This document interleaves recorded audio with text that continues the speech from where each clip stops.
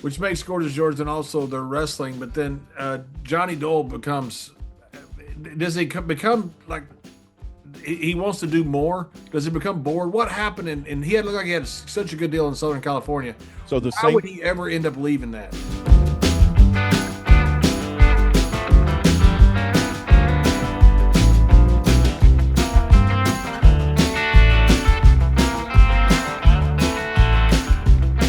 So you guys, for my regular job, know that I work with executives, right? I'm an executive coach and advisor. I have a section that I work with them on called Building Your Power Base.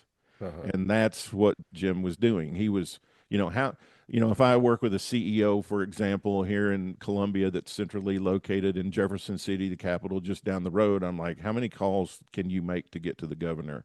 How many calls can you make to get to your state rep? How many calls can you make to get to your senator?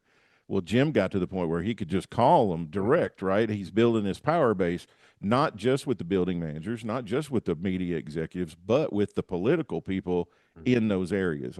He was getting to know if he was going to Denver for a house show, he probably was working his way to learn about the governor of Colorado, right? He's solidifying his power with all the different people that have to do with wrestling. The Jim was athletic all commission. about power, basically, what we're saying here. Yeah. Jim was all about a power. Yeah, he was really good at it too. He was a great, good networker. Probably in our business, probably the best ever that had the connection. I can't think of anybody that I've worked with that any better than Jim. So in 1950, from 50 to 52 and 53, this is what's going on. Schwartz gets admitted. Kohler comes back in 53. Barnett is rising up 50, 51, 52, 53 to where he's pretty much running the operations out of Chicago. Over on the West Coast in Los Angeles, let's go over there and talk about that for a minute. So this lady named Eileene LaBelle, she's really born Eileen Goldstein. Okay, the LaBelle name is that. Yeah, we all know Jane and was that Mike. Yeah, Mike. Yep. So Eileene LaBelle, she's from Canada. She's born in Vancouver, but her parents they wintered in Los Angeles to get away from Vancouver, but they eventually moved to Los Angeles. Eileene goes to high school in Los Angeles and marries this guy named Maurice LaBelle. He's the father of Mike LaBelle and Jean LaBelle. And she goes to work in a law office. Her husband passes away. He's in a near drowning accident, and it cripples him. And her oldest son, Mike, got sick. So she quit college and went to work for a accounting firm, and she's going to law school at night. Well, eventually she runs out of finances. Her husband passes away. She has no insurance. So she decides to go into the advertising business. And she sends off the two boys, Mike and Gene, to California Military Academy because they will at least have a place for the boys to live, a place for them to sleep. This is how bad their economic situation is, right? And so she starts opening up this little advertising agency. And so for the boys to go to the military academy, she starts handling their advertising for free.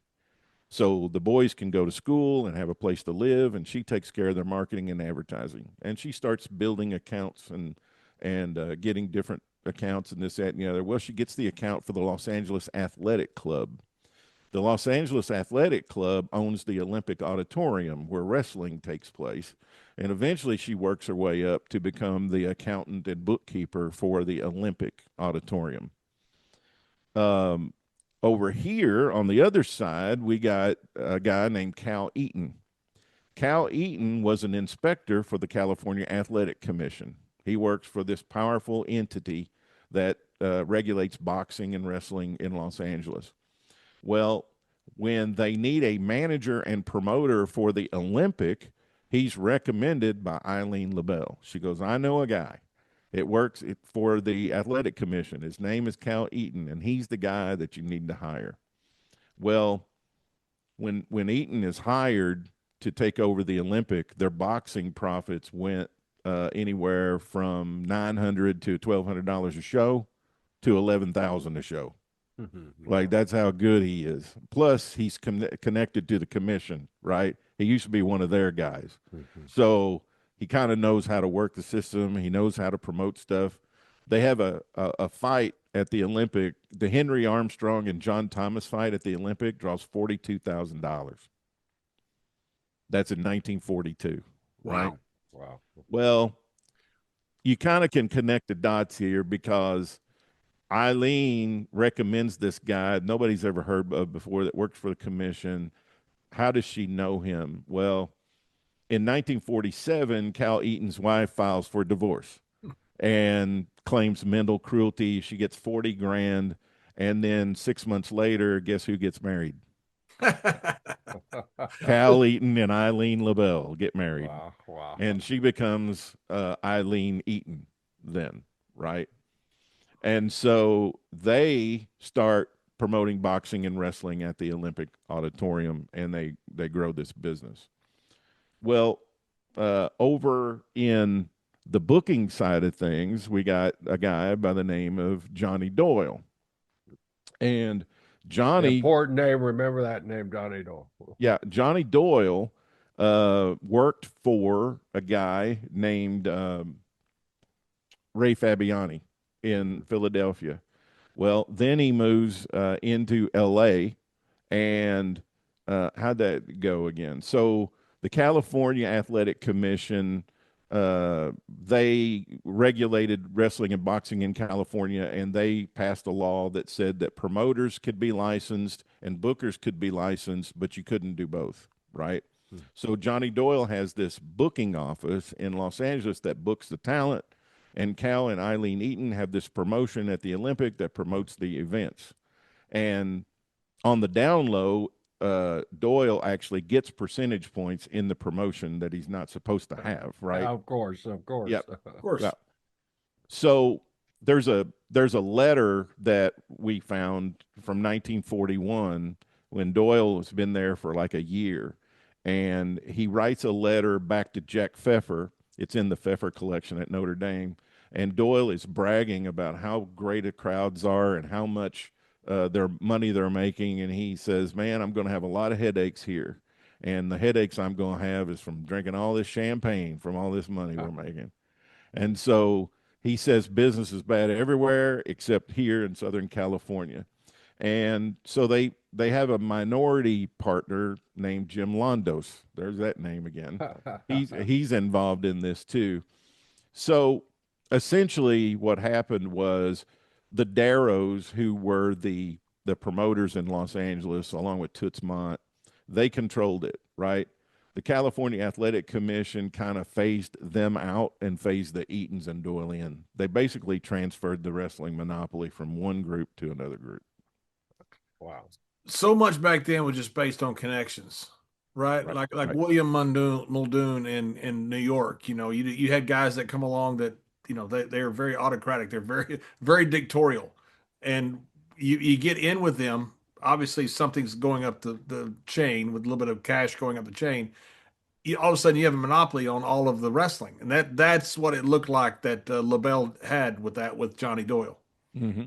Yeah, and so we were talking about talent earlier. So by 1950, so now we're back to 1950 again, same time this is going on in Chicago, Johnny Doyle is representing about 98% of the professional wrestlers in California. Wow. He's got Gorgeous George. He's got Baron Michelle Leone. He's got Primo Carnera. He's got Antonino Rocca. He's got Mr. Moto. He's got Wilbur Snyder. I mean, he's got a roster, and he's controlling that. In 1950, they go on NBC KNBH Channel 4, which was the NBC network affiliate in Hollywood, and they eventually turned that show into Hollywood Wrestling, which gets syndicated across the country, which makes Gorgeous George. Which makes Gorgeous George, and also their wrestling. But then Johnny Doyle becomes. Does he become like he wants to do more? Does he become bored? What happened? And he looked like he had such a good deal in Southern California. So the Why same would he ever end up leaving that? So the same thing kind of happened to him that happened to Schwartz. So Johnny Doyle is the superstar booker in the National Wrestling Alliance, because remember, to be a member of the NWA, you're a booking office, right? Well, the guys that place the talent. Johnny Doyle is the superstar booker. Like, everybody thinks he's the smartest thing since sliced bread. He's awesome. He's got Gorgeous George. He's on television. selling all these televisions and making all this money. 1952, May the 1st, they draw professional wrestling's first $100,000 gate in Los Angeles. Lou Thez defending the NWA World Title against Baron Michelle Leone at Gilmore Field. And Eileene Eaton is quoted in the newspaper there. There's a newspaper article. She says, "I've got 10 accountants working under me in the promotion, and they're all women." And she says, "I am the ticket supervisor for the promotion, and I handle $1.5 million in tickets a year," in 1952. Wow. That's unbelievable territory. Yeah. And that's just Los Angeles and, San Diego and just right around in that, a little bit of Nevada. And so they're cutting a wide swath.